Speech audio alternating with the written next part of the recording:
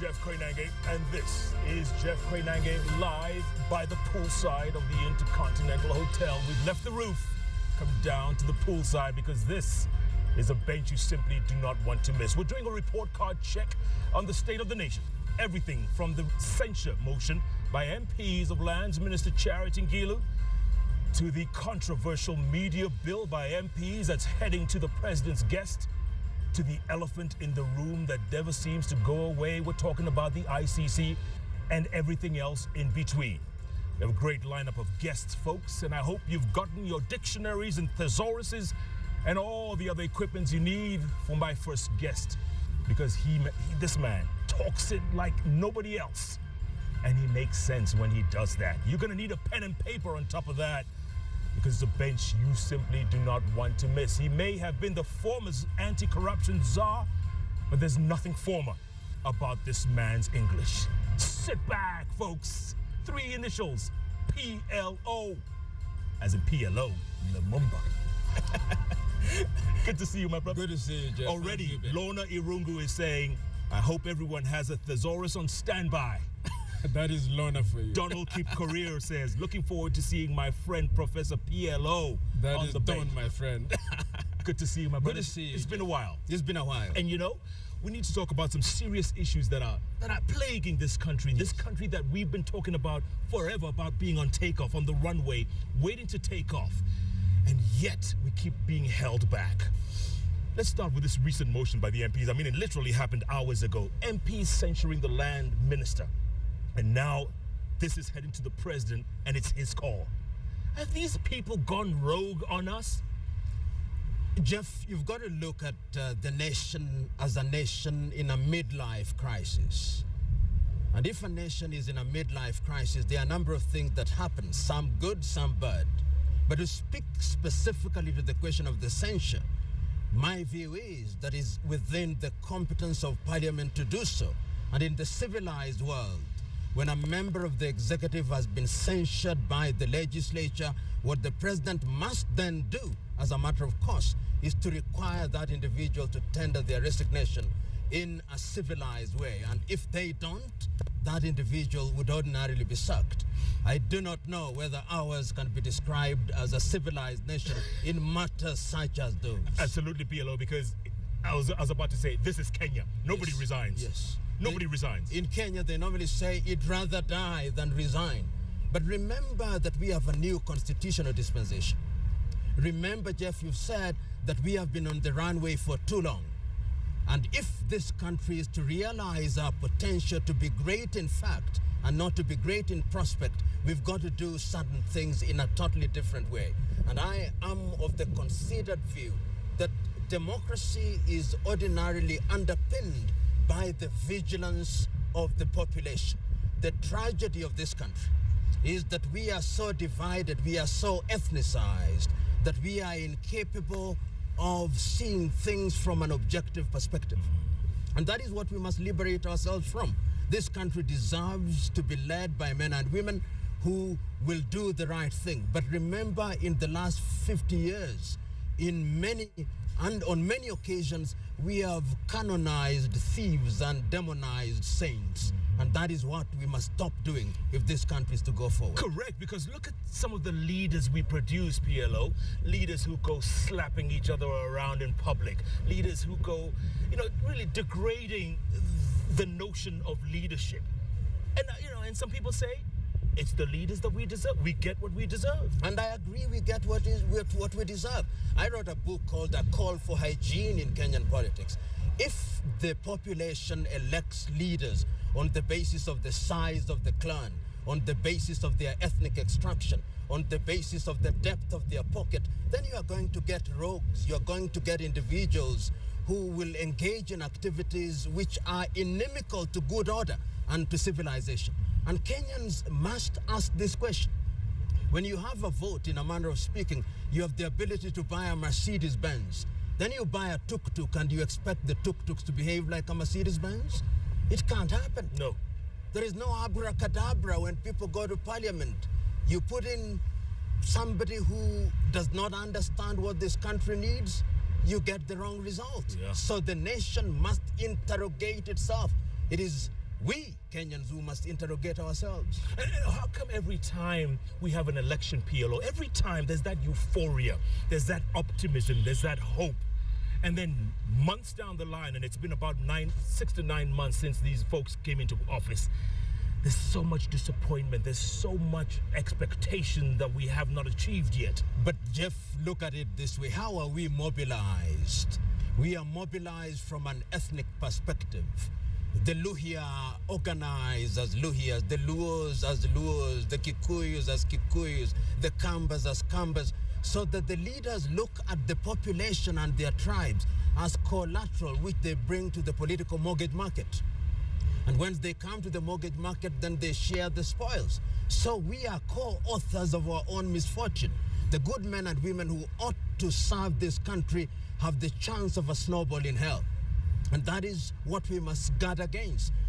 Somebody told me that the tragedy of Africa is when everybody else presents their first 11, Africa presents its 11th 11. And that is the tragedy. Absolutely. Yeah. We're going to touch on the media bill, but I'm going to talk about it more with Kiprono Kitoni later. But the fact that these MPs would pass what we are calling, and anyone who looks at it knows it's draconian, for lack of a better word. You probably like that word, draconian. Draconian, yes. Indeed. Why would they do that? Are they upset at something? Do they have an axe to grind with us, or do they just want to control the Fourth Estate? You know, Jeff, it used to be said in Greek of old that when God wants to destroy a nation, it first makes the leaders mad. And that is what happens. In the 21st century, in my view, you cannot enact a piece of legislation such as we see.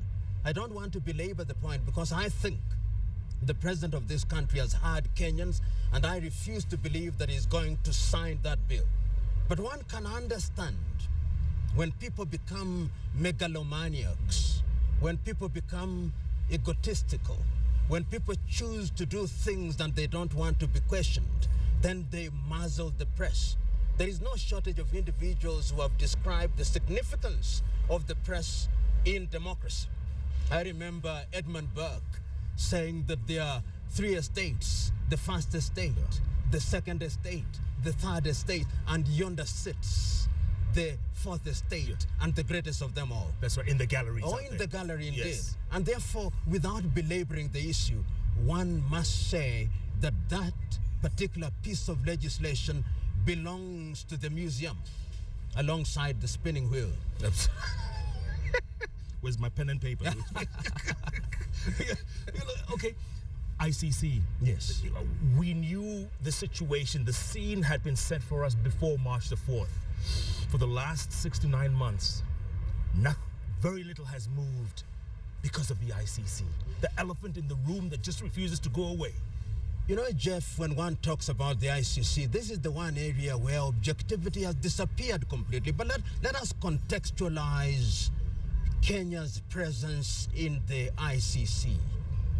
After the Waki report, Waki, in his wisdom, said Kenya should have the opportunity of establishing a tribunal.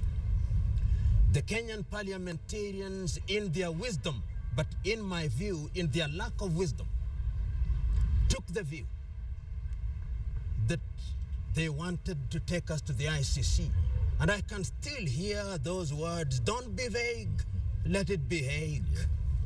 We went to the Hague, and our argument at that time was that we did not have the capacity to dispense justice. We are now at the Hague. We are good citizens of the world. The Hague is telling us, cooperate with us, and I'm saying that is in the interest of this country that we cooperate with the Hague. Nobody is saying that the deputy president is guilty. Nobody is saying that His Excellency President Uhuru Kenyatta is guilty.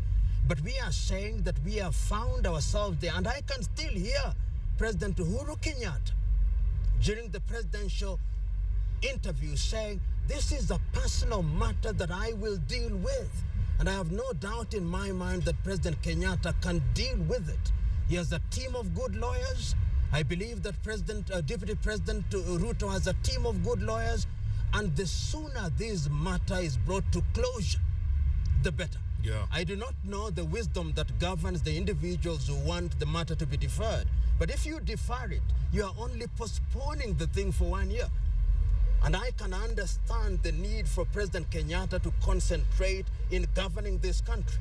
But I am also of the considered view that the sooner this matter is dealt with and concluded, the safer we are, so that President Kenyatta and Deputy President Ruto can have the opportunity to serve this country without distraction. We do not want to say it, but there is a sense in which we can see that certain things that ought to be happening are not happening. Yeah. We have not had ambassadors appointed in very important posts for the last 6 months. We have not had certain parastatals dealt with. I know their proposals for reform, because these two individuals whom we have entrusted with the task of leading our country are facing monumental charges, and one can understand they are only human. But let us be honest as a nation, that as we speak now, we are members of the Statute of Rome, and it is incumbent upon us to behave as if we are members. And what do you tell President Kenyatta's colleagues in the region, PLO, who tell him, you know what, stand your ground? These people have to know who we are. This ICC is anti-African. You will not go to The Hague as long as we're here. I hold the view that the individuals who are telling President Kenyatta that are not telling President Kenyatta the truth. I hold the view that there is a way in which we can engage the international community, the international community. We can engage the ICC. We can engage the UN in a manner with the firmness that will open their eyes, not with the arrogance that will inflame their anger. And this is what I think we should do. This is what diplomacy is all about. And I believe that if we take that route, the international community is not blind. The international community knows that President Kenyatta has the mandate of the people of Kenya. The international community knows that President Kenyatta should be given the opportunity to govern. The international community can indeed ensure that there are necessary excusals for President Kenyatta to attend to matters of the nation. But to tell President Kenyatta not to attend when we are members of the international community and we are bound by the Statute of Rome is to misguide President Kenyatta. And I, who is a patriot of this country, would advise otherwise. And speaking of patriot, PLO, what happened at Westgate? We've talked about it. We've summarized it. We've done everything about it. And we know that somebody dropped the ball. We know that the president should crack the whip. We know that heads should roll. A month and change later, not a single head has rolled. You know, sometimes that I'm quite certain that there are those who are going to say it is very easy to say it from the bench, that when you are inside the kitchen, it is so hot there, the decisions that have to be made are so monumental, are so critical. But there is a sense in which we have sinned and fallen short of the glory of this country. I remember at one time, Ali Hassan Mwinyi, who was then not a president but a minister in charge of prison, resigned on the ground only that there had been an escape from prison. He said that he was taking moral responsibility. I remember at one time a minister in charge of transport in India resigned on the ground only that there had been a train crash. Yeah. It would appear that in this, my beloved Kenya, to resign is to commit suicide. To take political responsibility is to commit suicide. Yeah. And I hold the view that we should do that which is good and right. There is no shortage of good Kenyans who can serve this country well. And I'm not saying that those who were in different positions during the Westgate made a mistake. Remember that the terrorist only has to get it right once. And remember that it's not possible to have 100% security. But the truth is, head should have rolled. Absolutely. Absolutely. Yes. We keep talking about this, PLO. When did the rain start beating us? And I see a couple of drops coming down. Oh, indeed. I hope it will not disrupt us. Correct. When did that rain start beating us, PLO?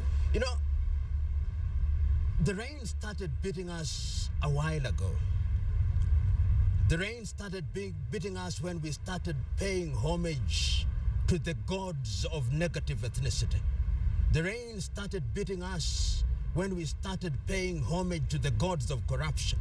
The rain started beating us when we started paying homage to the gods of nepotism. The rain started beating us when we started paying homage to mediocrity. The rain started beating us when we threw meritocracy out of the window. We must now come and ask ourselves, what is it that we must do? We must now say that men and women will be allowed to serve in the position that they deserve because of the content of their character, not because of their ethnic extraction. We must now as a nation believe that men and women will be judged not on the basis of the depth of their pocket and their ill-gotten wealth, but because they have the capacity to serve.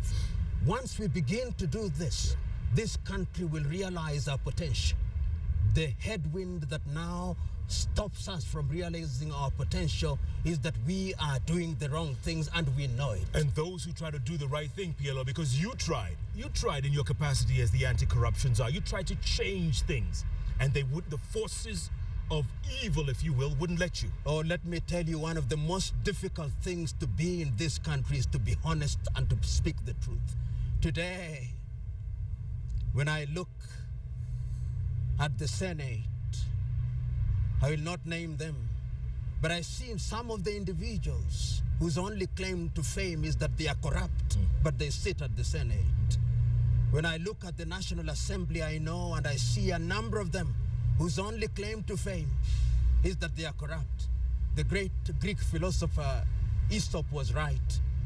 We hang the petty thieves and elect the big ones into public office. And that is a tragedy of gigantic proportions. Yes. Will that day change? Will the day come when we'll see a change in that PLO? Because we're so hopeful each time. And we always think, you know what?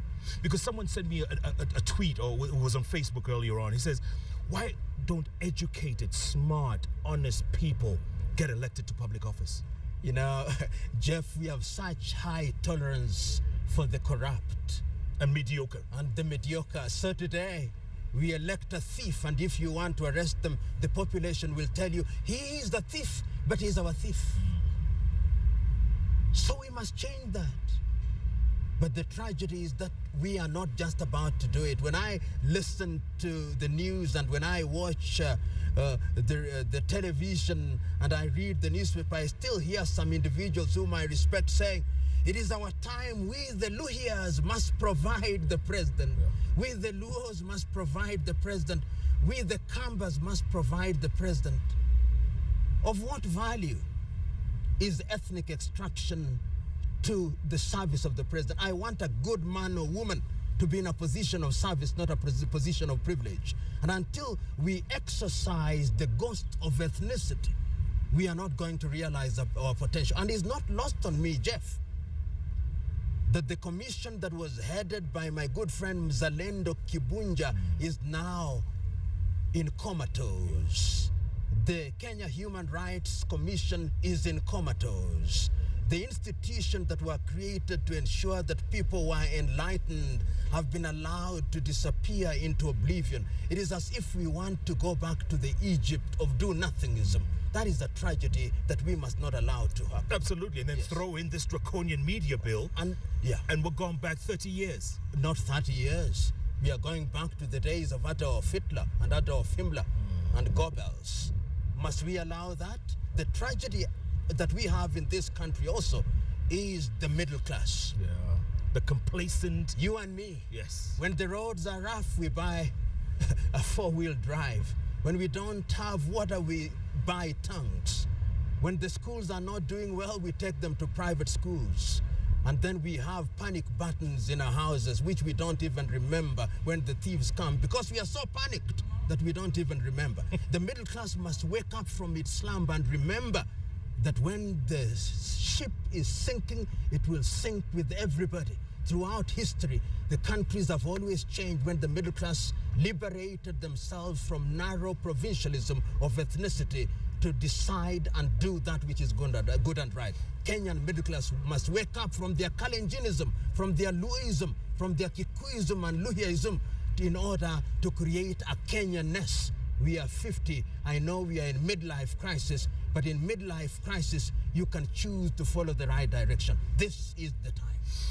And the alternative PLO would be the inmates taking over the asylum. As it must be. You put it so well. the inmates must take over this asylum and to inject some sobriety into it. And can it be done? It can be done. But we must begin to do certain things right. Remember, for example, in the area of remuneration, our MPs browbeat Serem and our commission and our members of parliament relative to our GDP are the best paid in the world. Now we have our MCs saying we'll not go to work until we are paid better than our doctors, until we are paid better than our professors. What happened to service? What happened to love for country? When did we make public service a site for enrichment? What happened? These are the questions that we must ask, and ask boldly. But we are not asking those questions. No. We are not asking. We become complacent, PLO. We become scared. We become too comfortable in our skins. But how many of us are comfortable? What is this thing we call comfort? What is this thing we call happiness? When people are excited, they think they are happy. Kenyans are not happy. The cost of living is very high. The middle class cannot afford their mortgages. They cannot afford school fees. They cannot get jobs.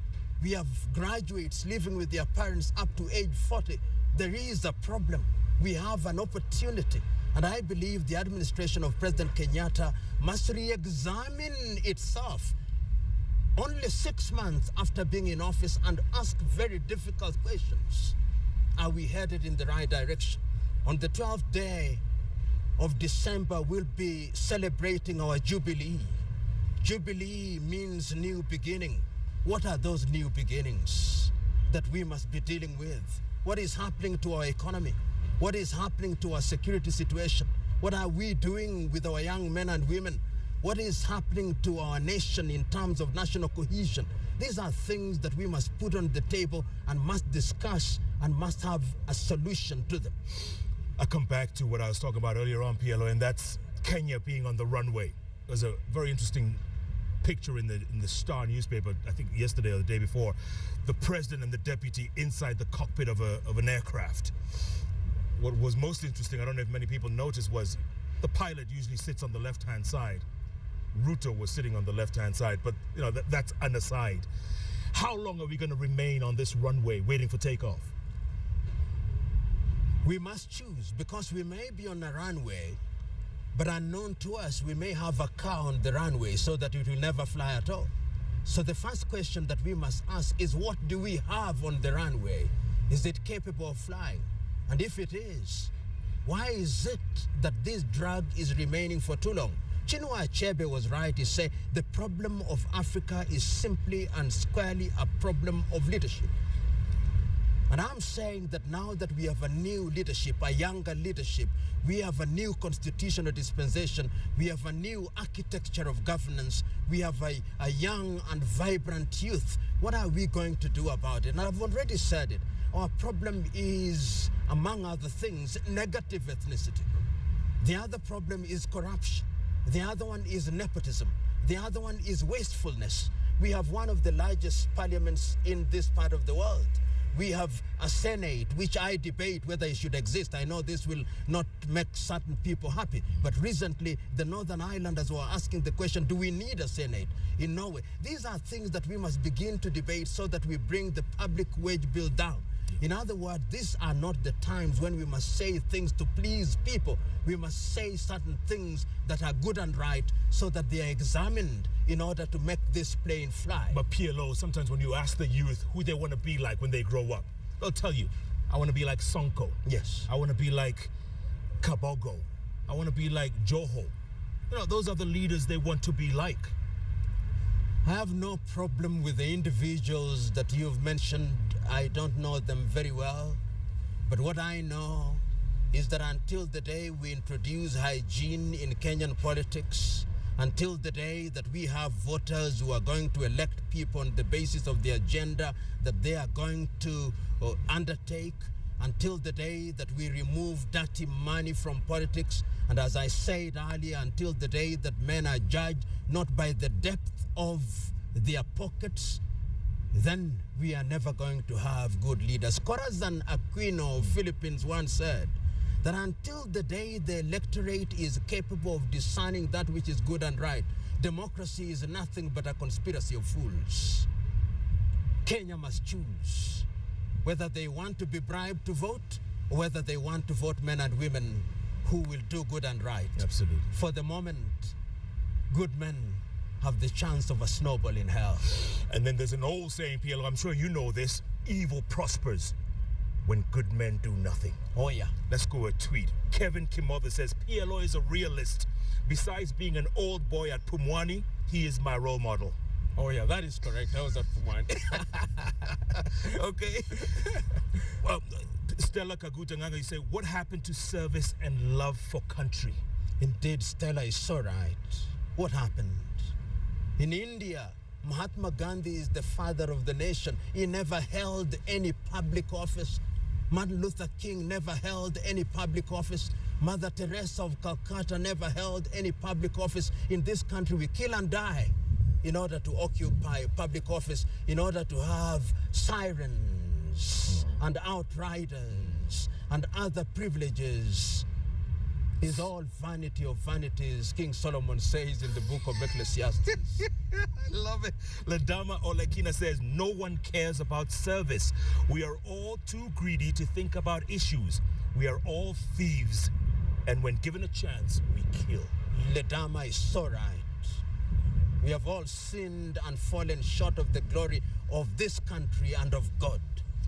Dan Brousson, could it be that even our Senate and Parliament are in comatose? Sometimes even in comatose, limbs move. It's quite possible. Mohammed Weli, he says, Venezuela recently appointed a minister for happiness. Government of Kenya should appoint PLO as our minister of happiness. In Bhutan, they have what they call the gross national happiness index. So that beyond the GDP and the per capita income, we've got to go to Korokosho and Mukuruka Njenga and Mukuruka Yaba and in the different parts of this country and ask them, are you happy when your members of parliament are the best paid in the world and you cannot afford food? When your MCAs are demanding that they be paid $250,000 and our teachers are paid a paltry 40,000 Kenya shilling, we must ask these questions. We must ask this question. And yet, a mere dozen years ago, when Kibaki came into office, Kenyans were voted the most optimistic people on the planet. Oh, how I long that those days could be relieved, and how I long that we as a country could have something that we call Kenya that we truly want to protect in our hearts and minds. One more. Kodida says, we are steadily moving into a nothingness state.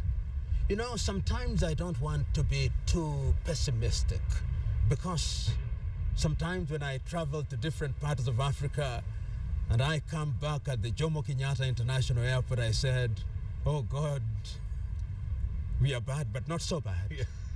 So there is something that we can do in this country. We have the ingredients, but it's like having flour for making chapati and water on the side. You've got to knead the dough and make the chapati. The choice is ours. We have a fire in this country, but we must decide what should we use to put off the fire. Is it oil or water? For the moment, I think we are using oil. More oil than water. And we must make that choice. Bottom line, PLO, is there hope? Yeah, there is hope. You know, I'm also very spiritual as I grow older. Paul says that 3 things remained: love, faith, and hope. We cannot afford the luxury of hopelessness. In this region, despite the things that we are saying, we are still the natural leaders. And I have no doubt in my mind that if we put the ingredients right, we will be the natural leaders. But we must make the right choices. One of the right choices is that we must allow Tanzania to be a part of East African community. One of the right choices is that one must not tell us to close our oil refinery in Mombasa to have one built in Uganda. One of the right choices is that we must make people participate. One of the right choices is that we must create employment for young men and women. One of the right choices is that we must exercise the ghost of ethnicity. one of the right choices is that everybody must feel that they have a sense of belongingness in this government. And I have to be very blunt in this way. In the composition of his government, there is a feeling in this country which must be made known to President Kenyatta and Vice President Ruto. There are communities who feel excluded. They must not allow that to happen. Every Kenyan must feel that they have a place at the dinner table. That is the only way in which the country will be safe for now and in future. On that note, PLO, I could talk to you all day, my friend. Thank you, Jeff. Keep hope alive. We must keep hope alive. Thank you. It will be well. It will be well. It will be well. It will be well. Thank you. Thank you, PLO. Thank you. Goodness. PLO says we need to knead the dough. And he quotes everyone from Chinua Achebe to Aesop and everyone in between. There is a lot of hope, folks, but the road ahead is no doubt bumpy. And all hands have to be on deck on this one if we're to build the Kenya that we keep saying that we want. Whoa! Keep sitting back, folks, because we're going to take a break now on Jeff Koinange Live, and coming up, he's chairman of the Media Owners Association, and he's not a happy chappy, especially after those MPs. I'm not going to call them what Boniface Mwangi called them, but maybe I will after the break, after they pass that draconian media bill and wants to take us back to the dark ages. Don't even think of touching that dial, folks. The Bench on Jeff Koinange Live at the Intercontinental. We'll be back in a moment.